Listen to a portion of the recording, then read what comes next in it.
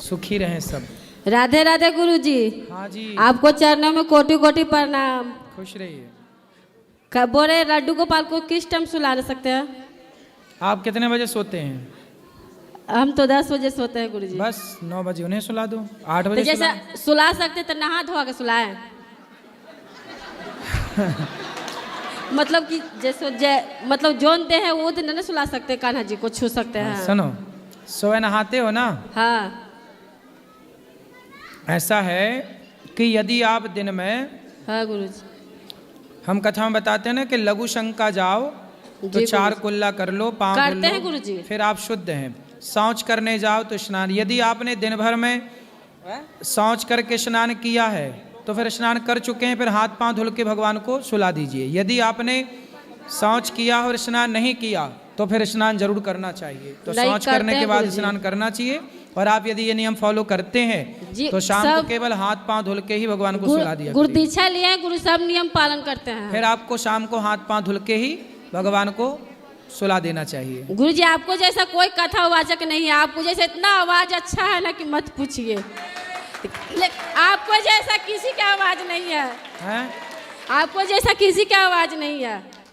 बोलता है सबको, मगर मतलब कि बोलते हैं मतलब कि जैसे बोली में जैसे लड़खड़ाहट भी रहता है, आपका आवाज क्लियर रहता है। ये आप सबका आशीर्वाद और प्यार है। गुरु सभी गुरु माँ से मिलना है गुरु जी। सभी की आवाज अच्छी है, सभी अच्छा कर रहे हैं। गुरु जी मिल लेना अंदर, गुरु माँ से मिलना है, मिल लीजिएगा। राधे राधे गुरु जी। जी हम लोग दिल्ली से आए हैं। एक्चुअली मुझे बस ये बोलना है, मैं बहुत थैंकफुल हूँ आज सच में। मतलब हम एक्सपेक्टेड नहीं था आपसे मिलना। हम लोग ट्रिप पे आए थे दिल्ली से जयपुर एंड उदयपुर के लिए। देन हम लोग का जयपुर में ऑल ऑफ एंड सडन हमारा ट्रिप चेंज हो गया। एंड देन हमने मूव ऑन किया जयपुर से आगरा एंड वृंदावन। एंड जब हमने वृंदावन में अपनी गाड़ी लगाई तो उसके बाद हमने एक्चुअली सीधा आपके यहाँ पर ही लगाई। मतलब इस प्लेस पे आने के लिए, आश्रम में आने के लिए, आपसे मिलने के लिए हमने सोचा नहीं था। सच में भगवान की कृपा है, कृष्ण जी की कृपा है, पता नहीं कैसे, पर आज हम आपके सामने हैं। सोचा ही नहीं था कि आपके दर्शन होंगे। आपने माताओं का दर्शन करके और नीचे प्रसाद पाइएगा, सभी को प्रसाद पवाइए जितने लोग हैं। और सब यहाँ जितनी सेवाएं चलती हैं ना, वृद्ध माओं का दर्शन भी करिएगा भी। हाँ जी, थैंक यू सो मच। कोई सवाल हो तो बताइए। हमें कृष्ण जी से बहुत कुछ मिला है लाइफ में। हम थैंकफुल हैं भगवान जी के कि उन्होंने हमें सब कुछ दिया है। बस आपसे आशीर्वाद आज मिल गया, उसके लिए थैंक यू। और मेरी सिस्टर को एक सवाल है, हमें बहुत इम्पोर्टेंट सवाल है आपसे। मुझे नहीं पता उसका आंसर, पता नहीं किसी के पास है या नहीं, क्योंकि एक्चुअली मेरी सिस्टर की डॉटर है, तो वो बताएगी आपको। मैं शायद ना बता पाऊँ ठीक से। राधे राधे गुरुजी।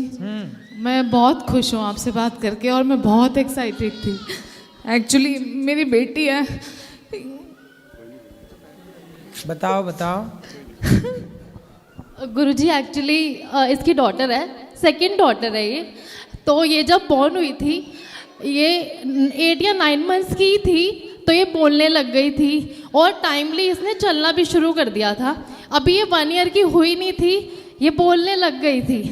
लेकिन पता नहीं क्या हुआ, ये लोग दिल्ली से देहरादून शिफ्ट हुए थे जीजू के काम की वजह से, और 1 ईयर के बाद ही जस्ट इसके ये बोलना बंद हो गई। और आज ये 6 साल की है। ये सब बिल्कुल परफेक्टली ठीक है ये लड़की हमारी, लेकिन ये बोलती नहीं है। पता नहीं क्यों नहीं बोलती। ये आप जी को बहुत मानती है, भगवान जी को बहुत मानती है। हमें नहीं समझ में आ रहा कि क्या करना चाहिए, हमसे क्या मिस्टेक हुई है, नहीं पता। इन्होंने एक्चुअली सब कुछ करके देख लिया है, बट क्या है कि कुछ रह गया है। वो क्या रह गया वो हमें लग रहा है शायद आप बता पाओगे और कुछ हेल्प मिलेगी इनको इनकी लाइफ में। तो पहले ये बोलने लग गई जल्दी से और फिर बोलना बंद कर दिया। Yes yes. भगवान के चरणों में समर्पित कर दीजिएगा। बिहारी जी, जो भी कोई दोष जीवन में होते हैं भगवान ही समाप्त करते हैं। उन्हें ही पता है कि हमारे जीवन में क्या दोष है, क्या है। तो भगवान के चरणों में बेटी को बिहारी जी का दर्शन करने गए। हाँ जी, गए थे। तो बिहारी जी के चरणों में ही उसको समर्पित कर दीजिए कि प्रभु आप अब इसे ठीक कीजिए। भगवान के हवाले करिए और निश्चिंत रहिएगा। जब बिहारी जी के चरणों में आप समर्पित करते हैं तो तेरी चौखट पे आना मेरा काम है, मेरी बिगड़ी बनाना तेरा काम है। तो भगवान को समर्पण करिए, वही हैं सर्वे सर्वा, वही करेंगे सब कुछ। थैंक यू गुरुजी, हमारा लग रहा है सफल हो गया ना।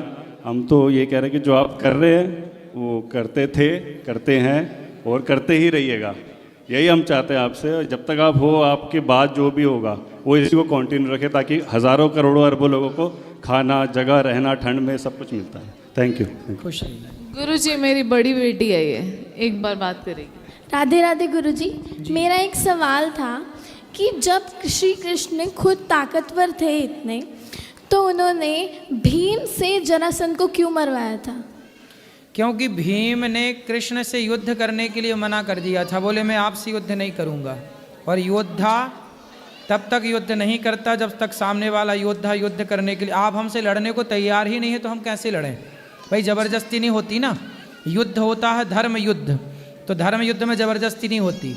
आप यदि हमसे तैयार हैं, भगवान श्री कृष्ण बोले तो थे कि हमसे लड़ो, बोल दिया जरासंध ने कि हम आपसे नहीं लड़ेंगे, आप से नहीं लड़ेंगे, भीम से लड़ेंगे। हाँ, तो 17 बार भगवान ने हराया था उसको। एक बार भगवान 18वीं बार मैदान छोड़ के भाग गए। जी, रणछोड़दास। तो जरासंध को लगा कि आप तो हमसे हार गए हो, अब वो हार गए हो, मैं जीता हूँ, तब मैं ये जीत अपनी बरकरार रखना चाहता हूँ। भाई फिर से लड़ा, कहीं आप हरा दिए तो फिर मैं हार जाऊंगा। अभी कम से कम ये है कि मैं आपसे जीता हूँ, तो अब मैं आपसे नहीं लड़ूंगा, आपको तो मैं हरा चुका हूँ, आपसे क्या लड़ूँ, ये भीम से लड़ूंगा। तो उन्होंने युद्ध भगवान से किया ही नहीं था, इसलिए भगवान ने नहीं लड़े। ठीक, थैंक यू।